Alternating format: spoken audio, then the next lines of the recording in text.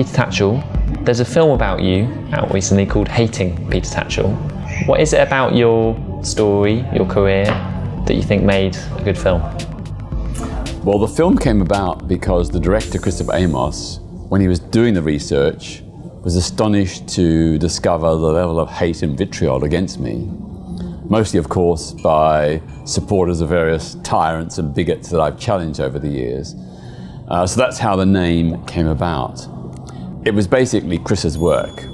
He had total editorial independence. My only real involvement was going to Moscow when Chris shadowed me when I attempted and did stage a protest for LGBT+ rights on the opening day of the World Cup in 2018, particularly against the persecution of LGBT+ people in Chechnya. But for me, the motivation for the film was very much about showing how to be a change maker. Through my experience and my actions, hopefully inspiring other people that they too can make social change. Did you have any reservations in having a film about your life made, or was everything pretty much already out there in the open, and this is just a continuation of a career that has been about role modelling change and serving as a figure for others to inspire action? Well, I feel very humbled to have a film made about me in the first place, given there are so many other great social activists. But I think what was a real challenge in making this film for the director was how to whittle down over 3,000 campaigns that I've done since the late 1960s, more than half a century, to whittle it down to about a dozen or so key campaigns. So obviously things like the attempted arrest of President Mugabe of Zimbabwe on charges of torture, the interruption of the Archbishop of Canterbury's Easter sermon in 1998 over church homophobia, and so on. The film, there was some criticism of the film for mainly representing experiences of white, male, gay experience at the expense of maybe other intersectional voices. Do you think those critics had any point, or do you think this was about your story?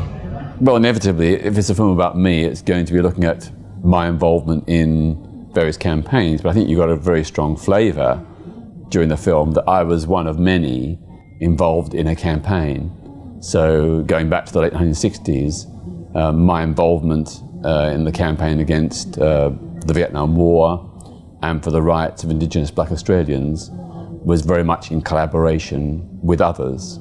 So it wasn't either an exclusively LGBT+ campaign, nor was it a series of campaigns that took a one-sided view about simply white or British or European issues.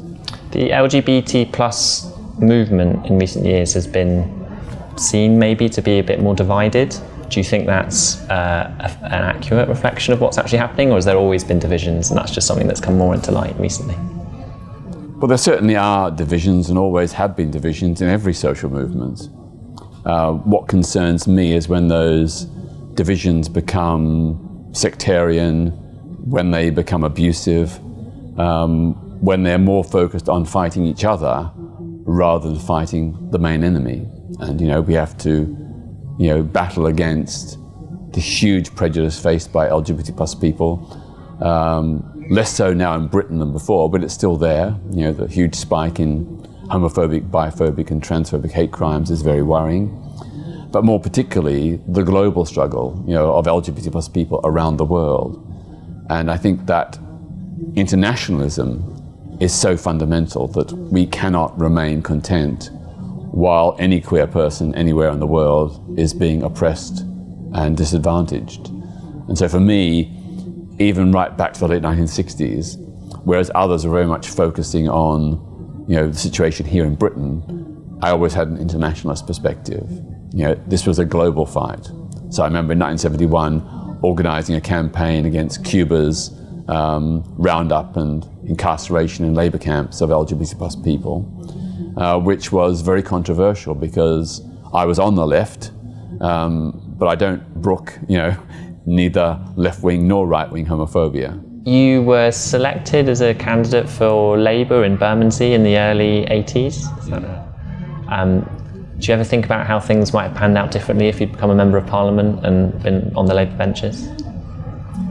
Well, of course, if I had been elected, I probably would have ended up on the backbenches like Jeremy Corbyn. And look where he ended up. It's who can tell? The one thing I would say is that maybe in some respects it was better that I wasn't elected, although I would have liked to have taken my human rights campaigns into Parliament, but maybe being on the outside has given me greater freedom. I've been able to do things, and sometimes in quite provocative and confrontational ways where necessary, which wouldn't be so easy for a Member of Parliament. But a Member of Parliament can work to pass legislation that changes what's happening in that country at that time. Do you think being outside the system meant you had less impact and were more of a figurehead? Well, of course, changing the law is only one aspect. We also have to change the way in which institutions operate and change public hearts and minds. And I think I've probably done the latter two more effectively from the outside. But of course, I've also had some impact on legislation. So the Equality Act of 2010, that was an idea that I and a handful of other people had way back in the late 1970s. We were arguing for a comprehensive equality law to protect everyone against discrimination. And it took, over 30 years to make that law. And I think, I played a very small part in bringing that about. So even from outside Parliament, as with any social movement, I helped influence what happened in Parliament and legislation that was eventually passed. What do you think the Peter Tatchell who moved to London in the early 1970s would make of the state of gay liberation and women's liberation in 2021 in the UK and internationally at the moment?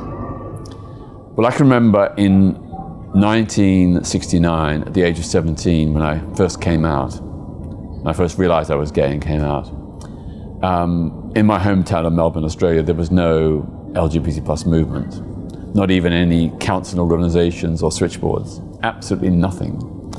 So the only reference I had was looking at the Black Civil Rights Movement in the United States.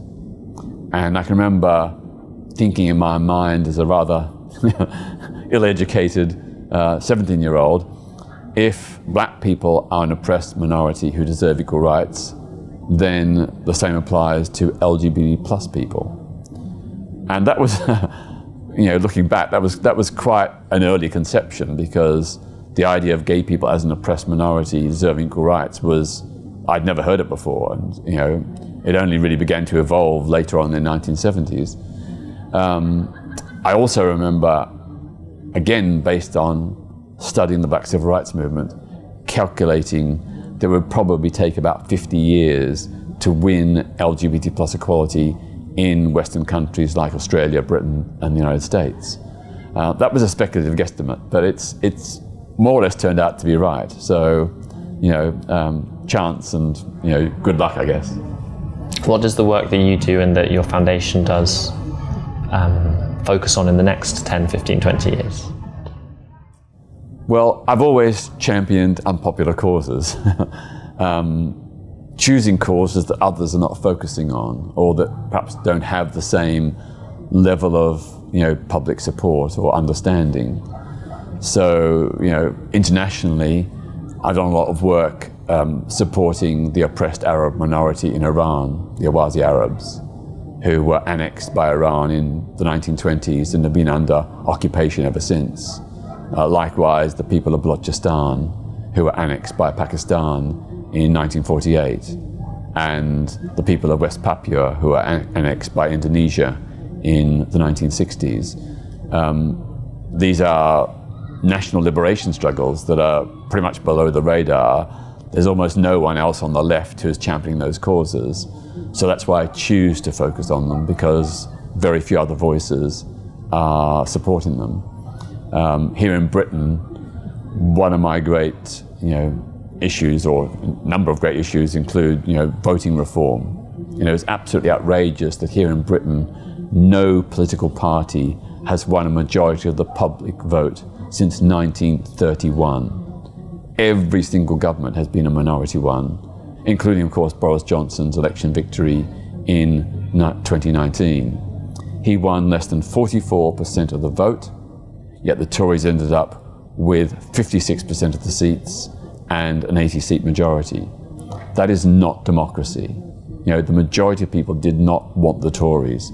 The Conservatives have no mandate for anything. And the same applies to Labour. Back in the Tony Blair days, Blair won on a minority of the vote, including his great landslide of seats in 1997, which was based on about 43% of the vote.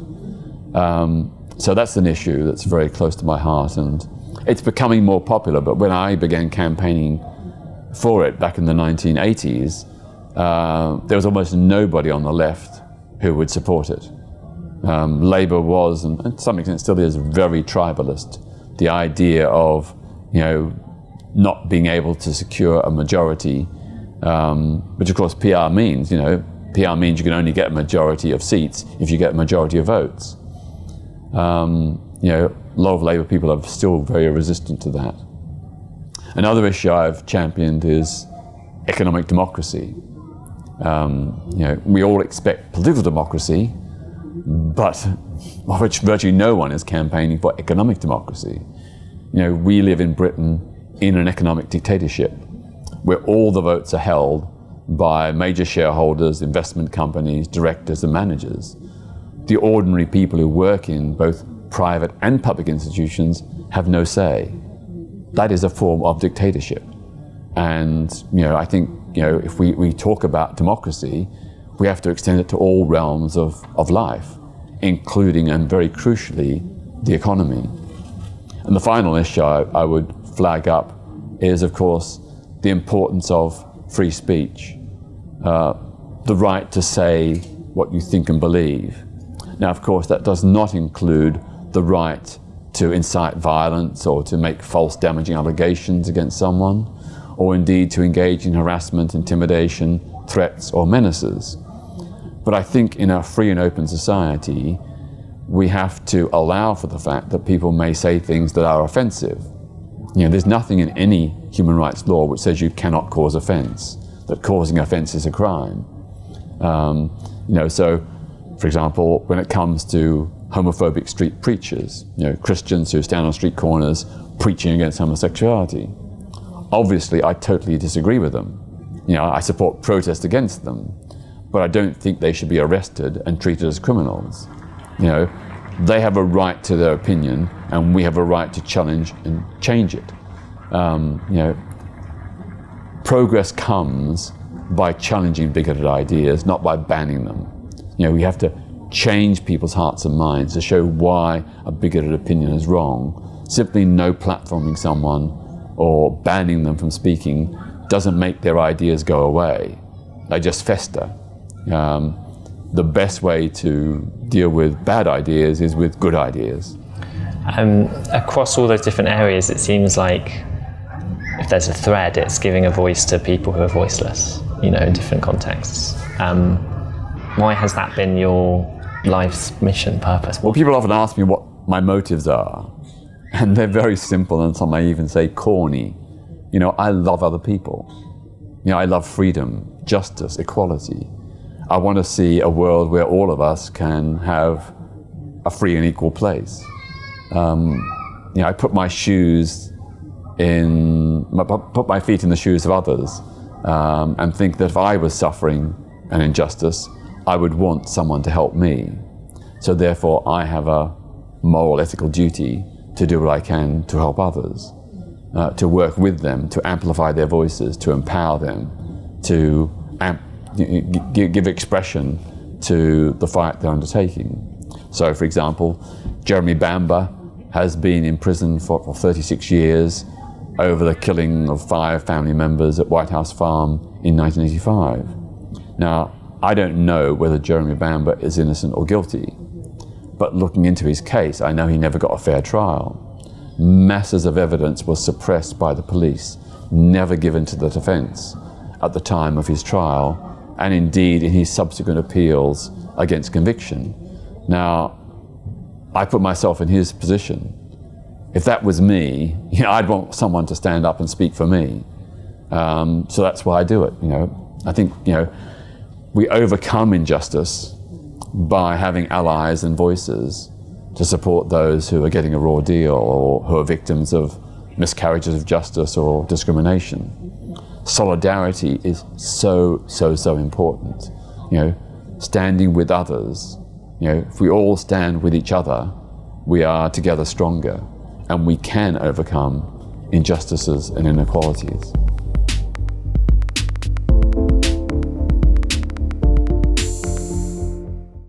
For more debates, talks and interviews, subscribe today to the Institute of Art and Ideas at IAI TV.